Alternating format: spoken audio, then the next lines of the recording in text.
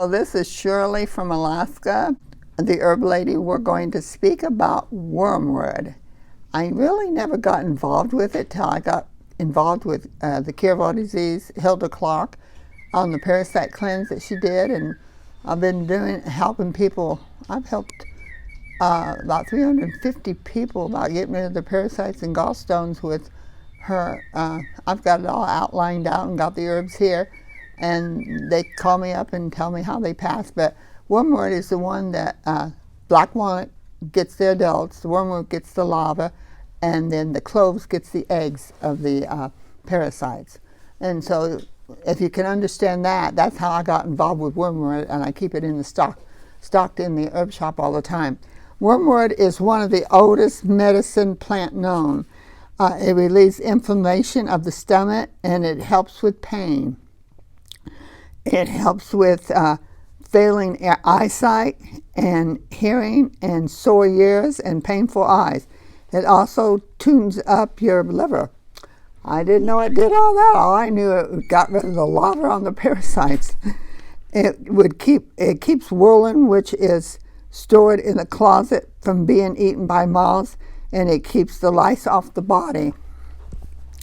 In medieval times, the herb was used in churches and public places as a stewing herb.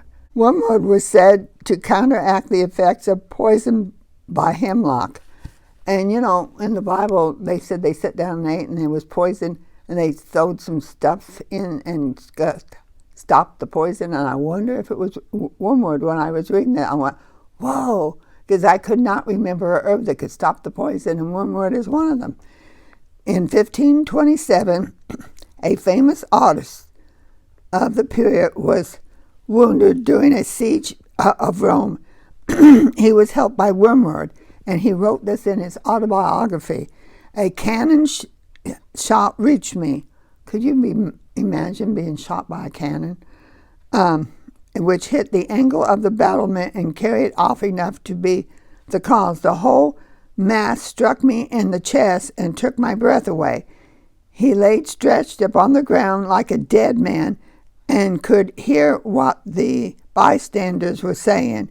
A person made some red hot and cast a handful of wormwood after he had sprinkled the Greek wine, and when the wormwood was well soaked, he laid it on my chest, just where the bruise was visible to all.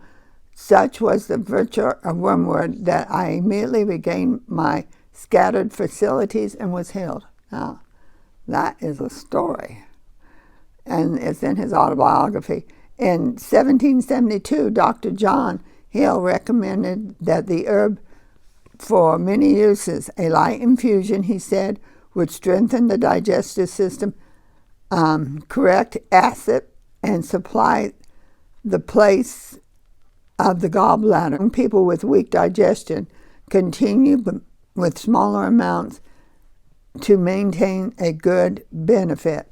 And the American Indians also used the herb in 1833 when the woman cut off her joint of her little finger as a sign of mourning, held the bleeding stump, wrapped a handful of wormwood, and the finger started to heal. Indians did that. I've read many Indians' stories. And when one of their family dies, they cut their hair and they cut their fingers off, or they slice themselves. They do. Each tribe does something different. The Indian used the entire top of the plant boiled as a compass, for sprains, for strained muscles. They also use it for a variety of ophthalmia, for hemorrhaging, for dysentery. The Indians have long used for sweat baths and sauna. They moisten the branches and are thrown on the hot rocks and bricks. The victim inhales the vapors. I know they use sage. I read a lot about sage, but this is the first time I read that Indians use wormwood for the saunas, to breathe it in, and I could see that. Rome victors of chariot races were given the herb for good health and long life. Dr. Christopher considered wormwood one of the best which would kill tapeworms in the body. Wormwood is the most bitter herb there is, but in addition to wormwood's ability, it acts as a wonderful stimulant tonic for the digestive system. It would expel gas from the intestinal tract, and he taught that it's an antiseptic effect on the whole system. It is used for a digestive tonic, and the most application of wormwood is the stomach medicine, being used for indigestion, gastro pain, and lack of appetite, as well as related to problems of heartburn and gas. The wormwood is good for indigestion and nausea, and especially for people who are traveling. That's when you can pick stuff up when you're traveling. The herb is often recommended as a liver and bowel tonic. Often sadness is due to liver inactivity, and small amounts of wormwood gradually decrease the yellowness of the skin and improvement of the gallbladder. Make a hot tea has stimulated the uterus circulation and will help to suppress cramping and menstruation, particularly followed by illness and some emotional and physical trauma.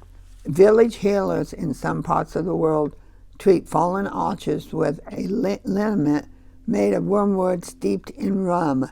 One man was unable to work for 3 months because of his fallen arches, which no medical doctor could cure with special massages, shoes, and other treatments.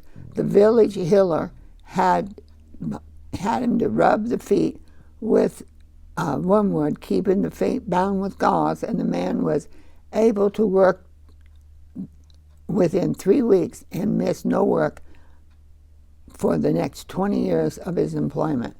The insect repellent consists of extra wormwood, rosemary, and rue.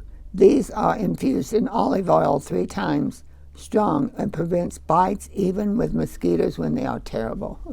And we know about terrible. Before the common use of hops in beers, wormwood was often used to flavor beer with its characteristic, with its bitter flavor. They liked it in beer. If used in the garden, wormwood repels black fleas, beetles, moths.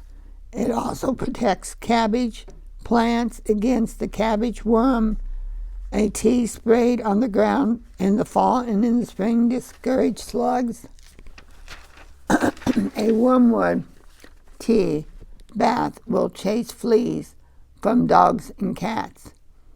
It can also be used as a spray in storerooms where they are said that to keep beetles and weevils away from the stored grain. The tea may be used in the fruit and other plants to combat aphids, but do not use it too often because it retards the growth of the plant. Wormwood extract will repel flies. Wormwood plants in the garden retards the growth of almost any plant, so be careful where you place it. You can go on and grow it, but don't place it by all your different vegetables or trees because it does slow it down when they're next to them. So the historical use is cholera, digestive problems, stomach inflammation, hearing problems. It restores appetite, eyesight, liver, suppresses menstruation, dropsy. It corrects gas. It heals amputated parts. Helps it, when they sometimes don't heal. You can put that on and it will heal. And it revives comatose people for sprains and muscles, tapeworms, nausea, morning sickness, rheumatoid arthritis, tonsillitis, and fallen arches. Now, I hope you got something out of that wormwood.